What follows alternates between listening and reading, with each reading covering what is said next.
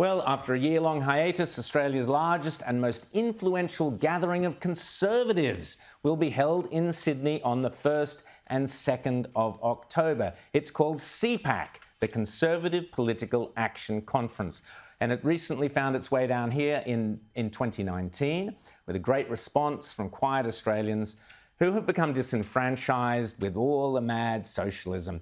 Rita and I spoke at one of the earlier ones, and lots of exciting people will be speaking this year at CPAC. I urge you to get your tickets. One person involved in the event is, in fact, he's the chairman of CPAC, is a great friend of this show, Warren Mundine. Warren, great to see you. How are you? Great to see you too. So we're going to talk about really well. Good man. We're going to talk about CPAC, and we also want to ask you about The Voice, seeing as you're here and we've got you, and there's no escape for you. So let's talk about CPAC. There's some... Yeah, the police are at the door. That's right. There's some terrific people talking at CPAC this year. You're going to be talking there. Nigel Farage will be there. We've got... Zuby, the rapper I had on my show the other evening. Zuby was fantastic. I'm going to play you a bit of his rap. And Warren, I was hoping that you and I might get up on stage and do a bit of rapping with Zuby. But anyway, here's a song for you to practice with, mates. Oh, you don't like my style? Okay, dude. Oh, you don't like my lyrics? Okay, dude. Oh, you don't like my politics? Okay, dude. Do you even know what knowledge is? Okay, dude. Oh, now they want to mention me? Okay, dude. So now they want to censor me? Okay, dude. So, Warren, Zuby will be there, Nigel Farage, Jacinta Price. I actually can do that. Of course you can. You're a multi-talented man. Of course you can. You can get up. We can get up together, yes. That's done, and we'll get Jacinta up there as well because she's the most talented of any of us.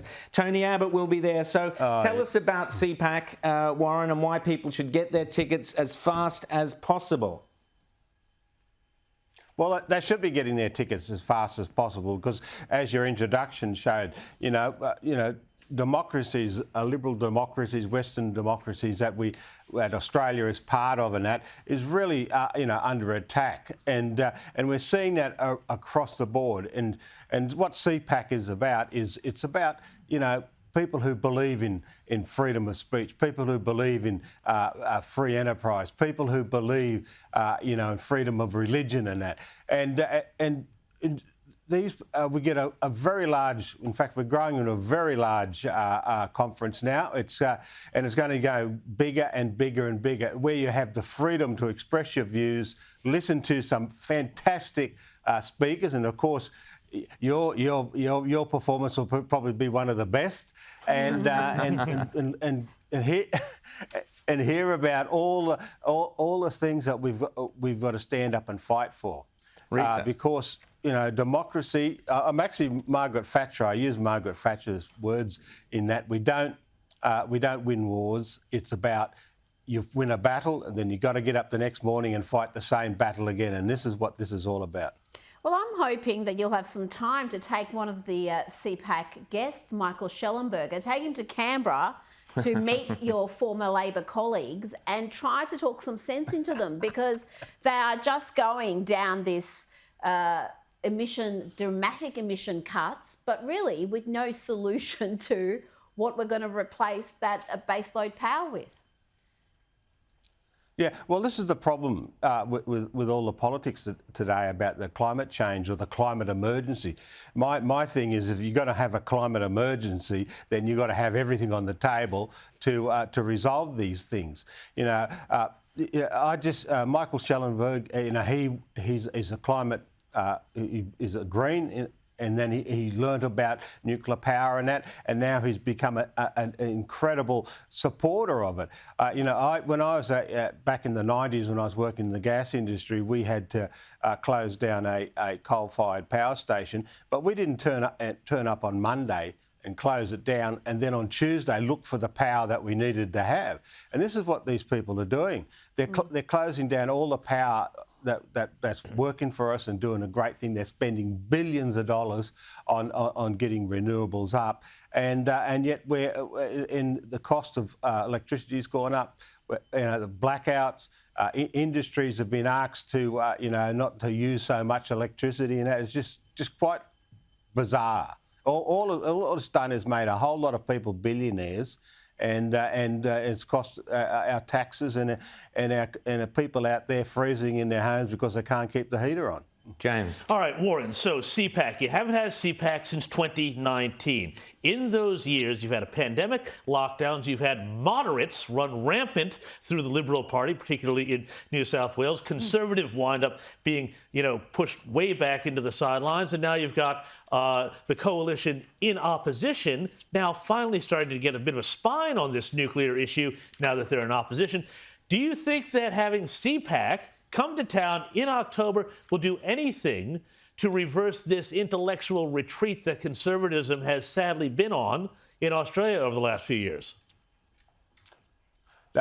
It will. It's a bringing of the gathering of people, giving people opportunities to listen to the science. We're always told to listen to the science. You're going to listen to some real people who's got real, outcomes and that. It's about strategizing. It's about getting people together so that we can start, getting back into the driving seat of the economy, and in regard to energy, in regard to education, because look, the education system, it's gone down the gurgler, quite frankly. Kids can't even read and write at this stage. So there's a whole lot of things that we've got to take the challenges on. So this is a great time to get together, have these discussions and all the lessons we've learnt in the last 3 years, going through COVID and a number of other stuff as well, and about how then we can, start forging forward in getting the right people elected and getting the right people chosen.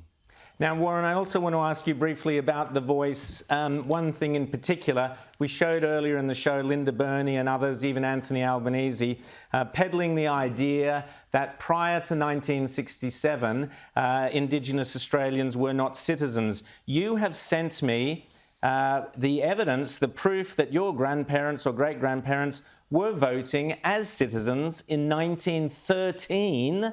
Here it is, it goes up on the screen, and in 1934. Yeah. So explain, Warren, why this misinformation about Aboriginals not being citizens. Well, there's a whole lot of things that of misinformation and lies that are floating around. People say that we weren't citizens before 1967. We were, in two areas. One, we were British subjects. So Aboriginals in New South Wales, for instance, were voting males in the first place and females later in 1902. All that time, we had voting rights all that time, and we were seen as British subjects. Then the Australian citizenship come in 1948. We were citizens. All Aboriginal people were citizens of this country. And so, I just find this misinformation, this lies that float around. Some people, I was listening to a radio station, a couple of years ago, and they talked about Aboriginals not even have voting rights before 1970. Well, the history is that, under the Constitution, it said if you have voting rights in the states, then you have voting rights at the federal level. So New South Wales, Victoria, South Australia, Tasmania, they had voting rights all the time.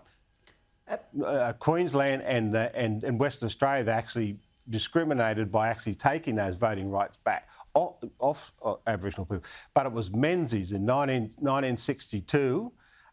Some people think it was Gough Whitlam, but it was Menzies in 1962 extended the voting franchise to all Aboriginals across Australia. Rita. Well, and there are a lot of other damaging lies that have taken hold. We've even heard Linda Burney repeat this one about Aboriginals being considered flora and fauna at one stage. Again, even the ABC did a fact check debunking that, saying it's essentially an urban myth.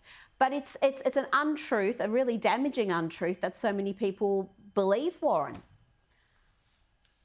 Well, this is the major concern we have, and this is why CPAC is so important for us to look at the education system and see what people are being taught. And I just cannot believe that, I've seen academics come out and say the same thing. I've even seen, heard of lawyers who actually say the same thing, and you're sitting there going, wait a minute, you people are highly educated, smart people, and yet you're dispensing this gobbledygook, this falsehood that's out there.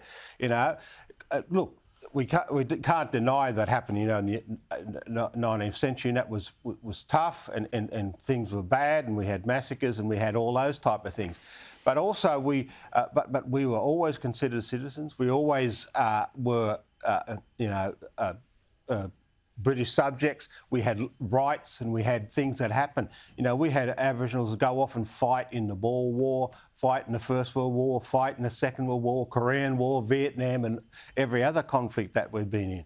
And because they loved this country, and they wanted to work for this country. My parents did the same thing. They worked hard, and they got great things done. And also, we hear about the Myall Creek massacre. And in fact, I'm going to do a session on it for the Centre for Independent Studies.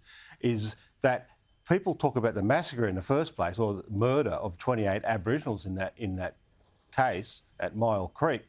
They forgot that the Plunkett, who was the Attorney General, and the Chief Prosecutor of New South Wales, actually prosecuted those people who did that crime, and 7 of them were hung, and 5 others went to jail. So, our topic's going to be about telling the full pitch, showing the full picture, telling the full story. The left always talks about truth telling, which is sort of like, I'm telling you this. I like to talk about truth talking, which is where you're having a conversation and you're getting the right truth out there.